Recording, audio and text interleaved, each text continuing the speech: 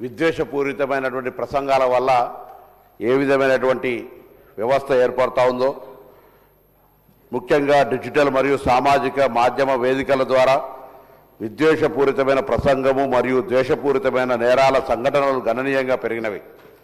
ఇవి వేగంగా వ్యాపించే స్వభావం కలిగి ఉండి ప్రజాశాంతి, సామాజిక సామరస్యములకు తీవ్రమైన హాని కలిగించే అవకాశం ఉన్నది.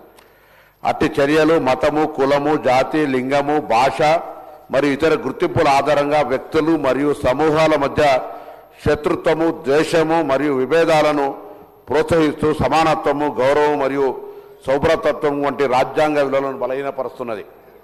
ప్రస్తుతం అమల్లో ఉన్న చట్టపరమైన వ్యవస్థ విద్వేషపూరితమైన ప్రసంగము మరియు దేశపూరితమైన నేరాల ప్రవర్తనను సమర్థవంతంగా నివారించుటకు, నియంత్రించుటకు మరియు శిక్షించడానికి, అలాగే ప్రభావితులైన వ్యక్తులకు రక్షణ మరియు పరిహారం అందించడానికి ప్రత్యేకమైన మరియు పటిష్టమైన చట్టమును చేయవలసిన అవసరం ఏర్పడినది.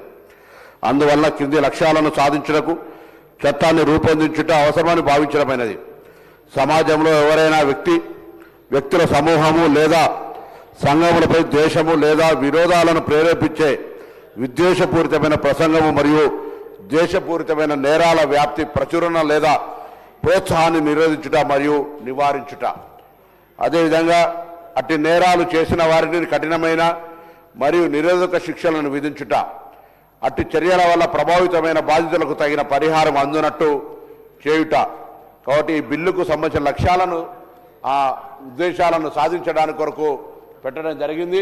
ఈరోజు మరి ఉద్రేకపూరితమైన, ప్రేరేపితమైనటువంటి అంశాలు సామాజిక మాధ్యమాల ద్వారా అనేకమైనటువంటి జీవితాలకు సంబంధించిన అంశాలతో ముడిపడినటువంటి పరిస్థితుల్లో దీని మీద కొంత చట్ట సవరణ చట్టాన్ని తీసుకొచ్చి భవిష్యత్తులో ఒక ప్రజాస్వామ్యానికి మరి విలువలను కాపాడే విధంగా ఉండాలనే అంశంతో ప్రభుత్వం బిల్లు తెచ్చిందనే మాట మీ ద్వారా గౌరవ సభ్యులందరికీ తెలియజేస్తాను అధ్యక్ష.